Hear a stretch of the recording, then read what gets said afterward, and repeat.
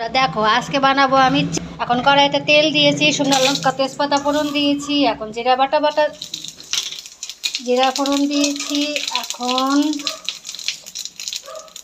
পেঁয়াজ সম্বার দিয়েছি। পেঁয়াজটা একটু লাল লাল করে ভাজবো। পেঁয়াজটা নরম হওয়ার জন্য আমি অল্প একটু লবণ। পেঁয়াজটা লাল লাল করে ভাজা হয়ে গেছে, এখন আমি কেটে রাখা দিব টমেটো। এখন দেব আদা রসুন বাটা, এখন দেব লঙ্কা বাটা, এখন দেব হলুদ গুঁড়ো। মাংসটা আগের থেকে ম্যারিনেট করে রেখে দিয়েছিলাম, তো এখন মাংস দিয়ে দিব।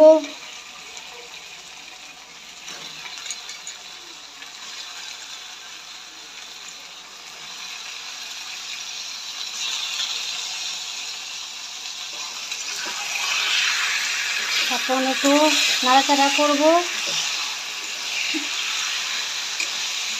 এখন আমি ঢেকে দেব।